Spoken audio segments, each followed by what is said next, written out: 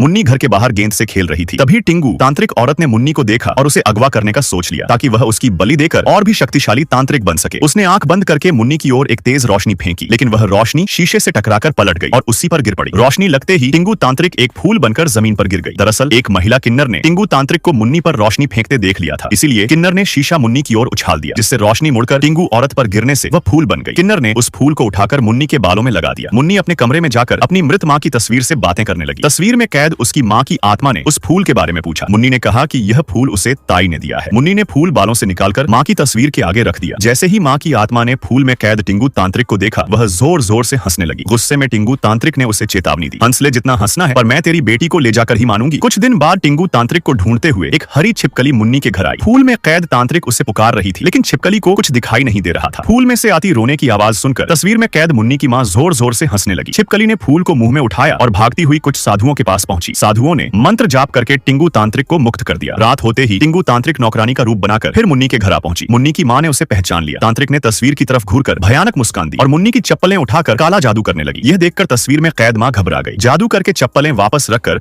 वह मुन्नी की बलि की तैयारी में घर से दूर चली गई। इधर रात में मुन्नी अचानक जागी और चप्पल पहनने लगी। माँ की आत्मा उसे रोक रही थी, लेकिन मुन्नी को आवाज सुनाई नहीं दी और उसने चप्पलें पहन ली। चप्पल पहनते ही उसके पैरों में तेज जलन होने लगी और तांत्रिक की शक्तियां उसे बाहर की ओर खींचने लगी। देखते ही देखते मुन्नी उस जगह पहुंच गई जहां टिंगू तांत्रिक उसकी बलि का अनुष्ठान कर रही थी। तभी अचानक महिला किन्नर वहां प्रकट हुई और मुन्नी को बचाकर ले जाने लगी। तभी टिंगू तांत्रिक की छिपकली बीच में आ गई और धीरे धीरे उसका आकार बहुत बड़ा होने लगा। लेकिन किन्नर भी शक्तिशाली थी। वह आसमान में उड़ी और छिपकली के सिर पर पैर रखकर उसे खत्म कर दिया। इसी दौरान तेज हवा से तस्वीर जमीन पर गिर गई और मुन्नी की माँ की आत्मा तस्वीर से बाहर निकल आई। वह टिंगू तांत्रिक को मारने लगी, लेकिन महिला किन्नर ने उसे समझाया और फिर टिंगू तांत्रिक को एक बोतल में कैद कर दिया। कुछ दिन बाद महिला किन्नर एक आदमी का इलाज कर रही थी। पूजा करके मुन्नी वहीं पहुंची और उस आदमी को तिलक लगाने लगी, लेकिन किन्नर ने उसे समझाया, आज के बाद बिना पूछे किसी बीमार इंसान के पास मत जाया करो, वरना तुम में भी बीमारी लग सकती है। मुन्नी यह सुनकर घर लौटने लगी, लेकिन तभी उसे टिंगू तांत्रिक ने देख लिया, जो बोतल की कैद से आजाद हो चुकी थी। रात को वह मुन्नी के घर पहुंची, लेकिन जैसे ही उसने पहला कदम घर की ओर बढ़ाया, घर के चारों ओर आग जल उठी, जिसे पार करना उसके लिए मुश्किल था। उसे दिखा कि महिला किन्नर मुन्नी के घर के बाहर पहरेदारी कर रही थी। अगले दिन मुन्नी स्कूल जाते समय अपनी माँ की आत्मा को टाटा बाएं कर रही थी। रास्ते में चलते हुए टिंगू तांत्रिक ने अपने काले कंबल को मुन्नी की गाड़ी पर फेंक दिया। कंबल की वजह से ड्राइवर को कुछ दिखाई नहीं दिया और गाड़ी का एक्सीडेंट हो गया। तांत्रिक ने बेहोश मुन्नी को उठाया और अपने साथ ले गई। माँ की आत्मा गाड़ी के पास पहुंची, लेकिन मुन्नी वहां नहीं थी। उसे टिंगू तांत्रिक का कंबल मिला। जैसे ही उसने कंबल उठाया, उसे एहसास हो गया कि मुन्नी को वही तांत्रिक ले गई है। अब सवाल ये है, क्या मुन्नी टिंगू तांत्रिक से बच पाएगी? यह जानने के लिए वीडियो को लाइक करें और चैनल को सब्सक्राइब करना न भूलें।